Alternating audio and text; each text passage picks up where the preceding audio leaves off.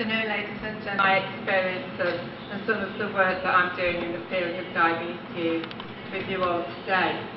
I started my career as a registered nurse, worked as a diabetes specialist nurse in two large centres in the UK, Nottingham and Derby, and then moved about 12 years ago to Leicester to take up a post as a consultant nurse in diabetes.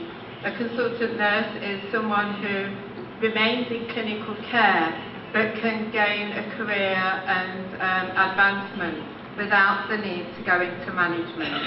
So it means that I can create a career in clinical practice and not move away from that.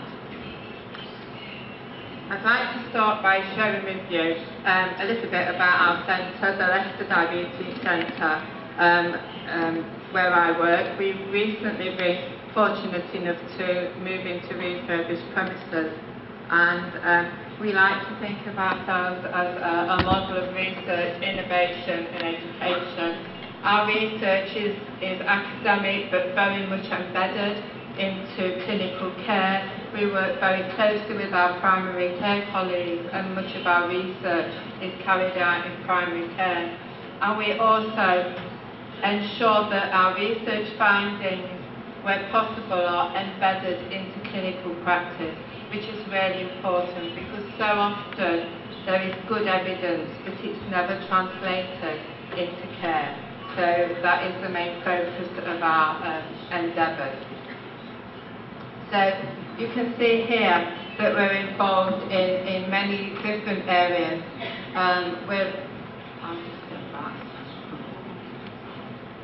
Okay, so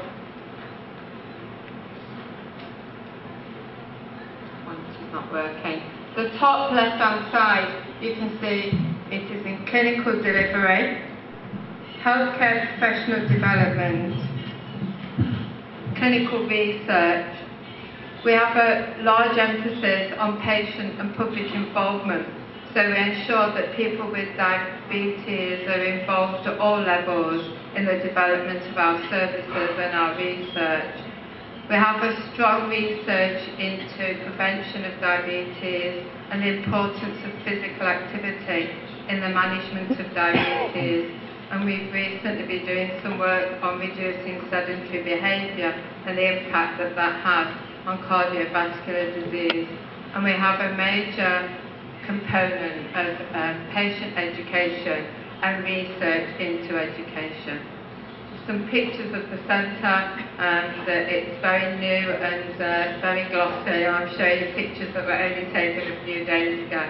And you can see that we have an exercise laboratory to try and bring home to the importance of physical activity as part of management of diabetes. So I've been asked to speak to you a little bit about the role of the diabetes specialist nurse. And there are three categories here. Diabetes self-management in the blue circle, and structured education, and I'll talk about that. I'm going to talk about health professional knowledge, skills and confidence to deliver effective diabetes care, and also about the strategy and models of care that are required. And unless you have all of these three things, my belief is that you won't improve outcomes for people with diabetes. And sometimes the emphasis and the balance between these three things can create inequity, and as I spoke about how there are variations in care. So the role of the DSN relates to the model of care that's adapted locally. So for me to give you a specific way of which a diabetes specialist nurse should work would be wrong. It depends where that care takes place, will determine what that role will be, who else is in the team and who that person works with, the level of care that's required for the particular groups of people that that nurse is going to see, and also the local and national policies for diabetes management. So this will look familiar to you, as I've already shown you this slide around the model of care in Leicester that as are led and is implemented locally and we're evaluating. And you've talked about primary and secondary care. And in the blue circle, the primary care is where the role of the diabetes nurse might take place, or it may be the practice nurse that delivers that care. So they may be delivering structured education, they may be starting people on insulin, they may be explaining to them what diabetes is and supporting them through that traumatic experience. To be diagnosed with a long-term condition has psychological and social implications, and it's the role of the nurse to actually support that person to live a long and healthy life. So the role of the nurse in primary care may take on different responsibilities. You may also find a specialist nurse working in secondary care, where her role might be different. She may still be putting people on insulin, she may be dealing with more complex people with diabetes, should be looking after people that are in hospital with diabetes, and in the UK it's important that they don't stay in hospital more than they need to. On average, people stay longer in hospital than people without diabetes, and we have targets to try and support people to get them home more quickly.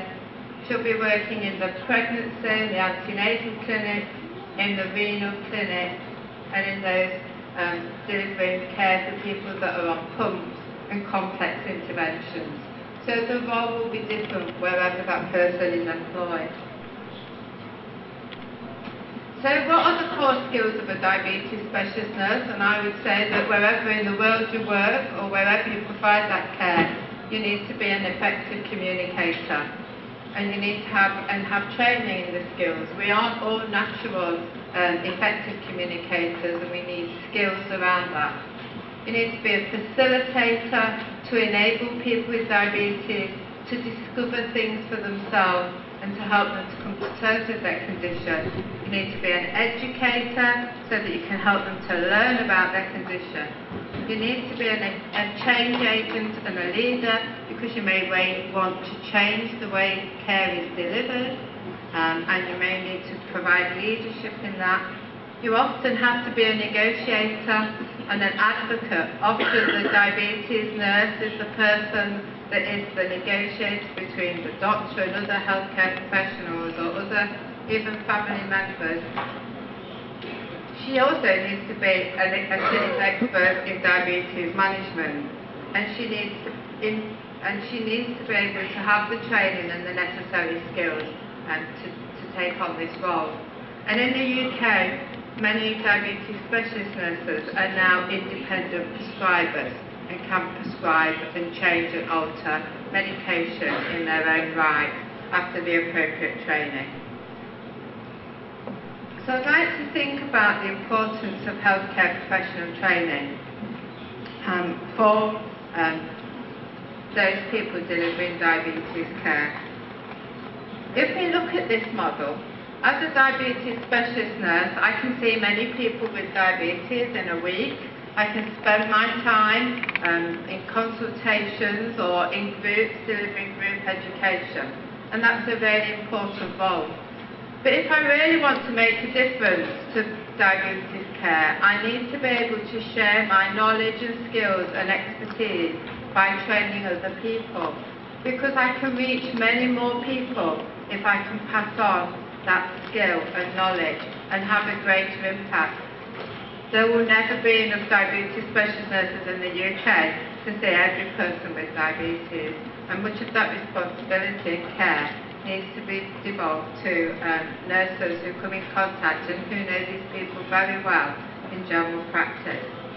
So, as I'll talk to you about the Eden project, this is a project which we're delivering for our practices in one of our commissioning groups. There are 64 practices, with some of those practices can have up to 6 or 7 GPs working in that practice. Some of them are single-handed with only one GP. But the idea of that practice is to meet the diverse needs of all of those different healthcare professionals providing diabetes care, to have a flexible approach so that we can meet those varied needs and enable them to provide high quality care, and to reflect the change in approaches and developments in diabetes care. There are new medications, new evidence constantly being made available, and therefore the constant need for training and upskilling never goes away.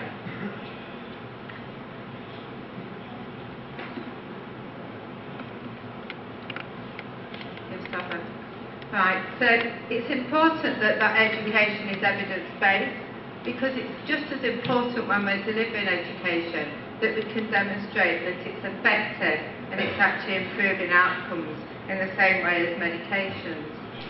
So how does this work for our practices? All of them get a visit, and at that visit an assessment is made of their training needs.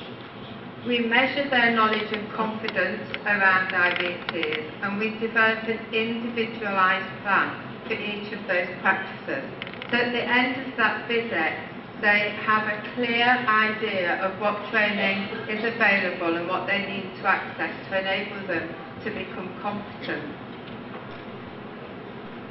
We offer non-accredited training where people attend study days, but also we offer accredited training which is accredited by the university. And we also offer mentorship.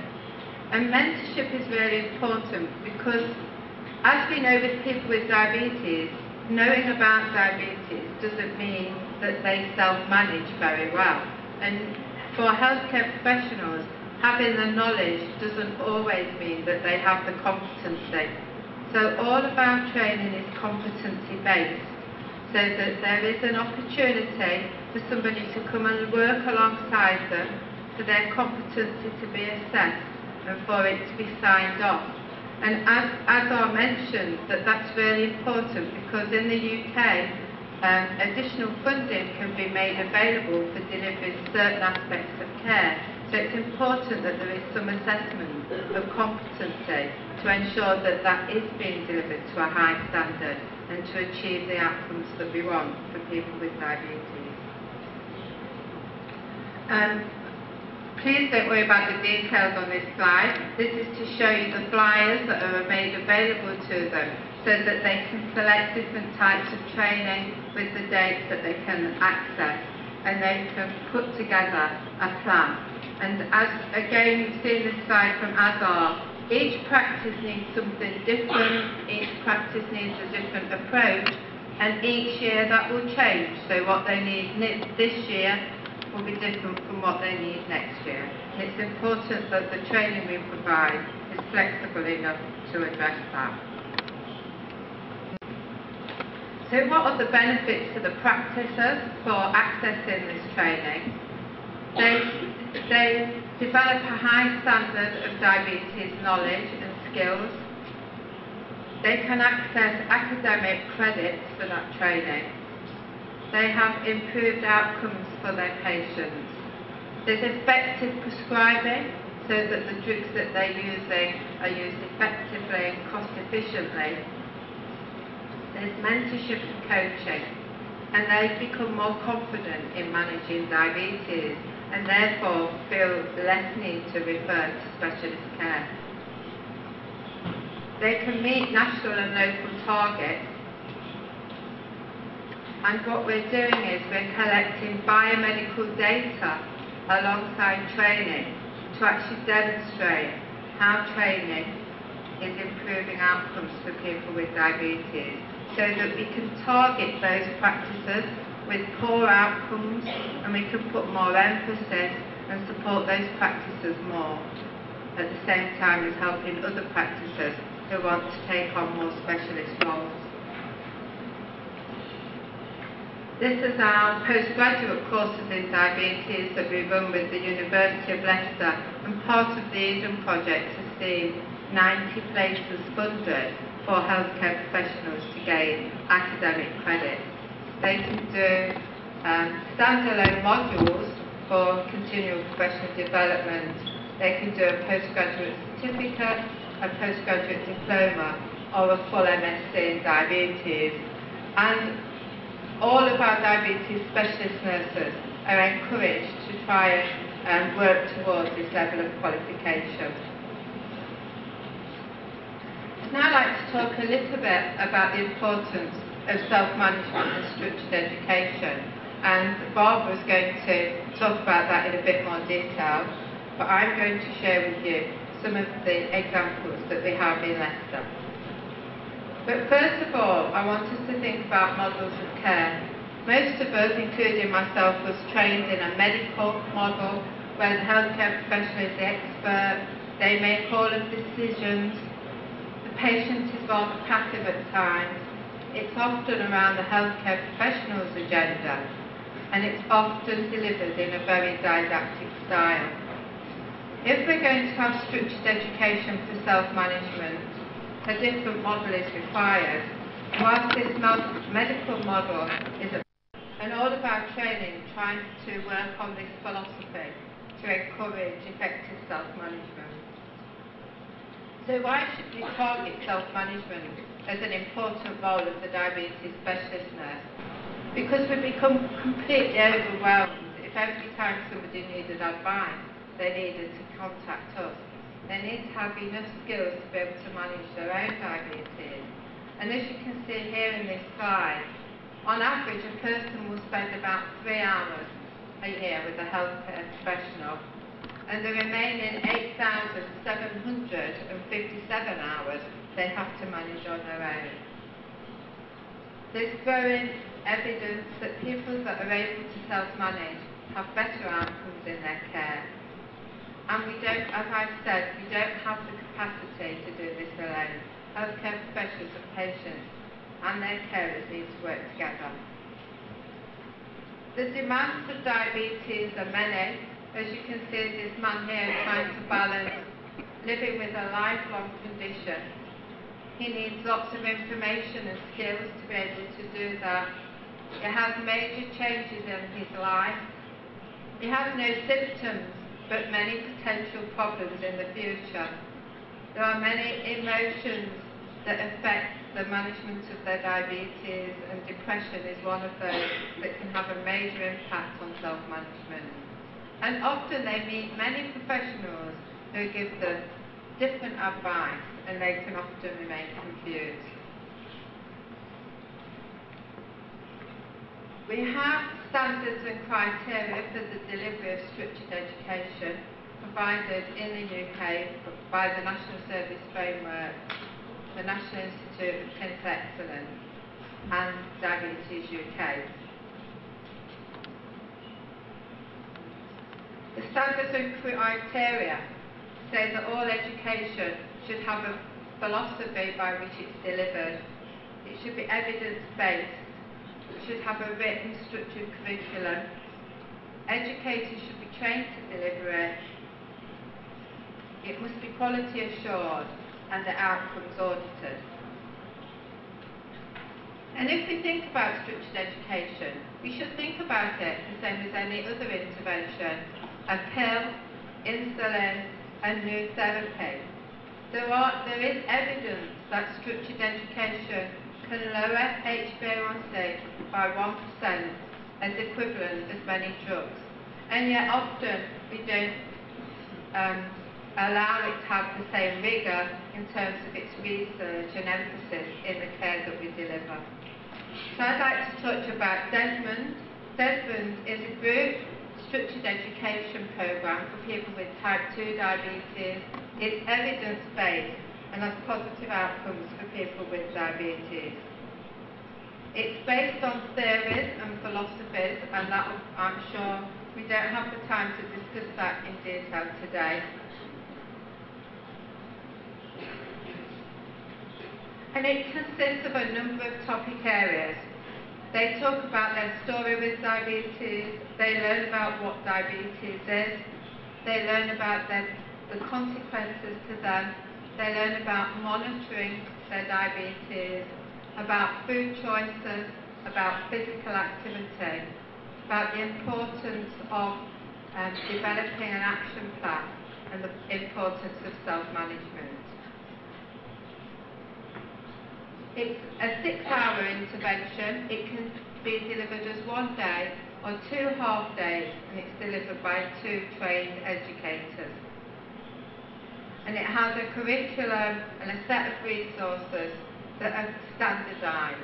It's delivered across the UK in many organisations that it's a standardised approach. So wherever you attend Desmond, whatever centre, you'll get the same thing. The same as when you prescribe a dose of glyphosate, you'll always get the same thing. If you get structured education, you'll get the same quality and the same assurance. It incorporates a health profile, so it makes it personally relevant, where people are able to identify their own risks and to record their own biomedical data on a health profile, and then they develop an action plan and go away with a plan of how and where they want to place the emphasis for their management. Desmond has grown. It started off as a newly diagnosed programme for people with diabetes, but we now have other modules. We have modules for people with learning disabilities. We have a module for Ramadan that you heard about this morning. We have ongoing sessions. We have sessions for people with polycystic ovary syndrome.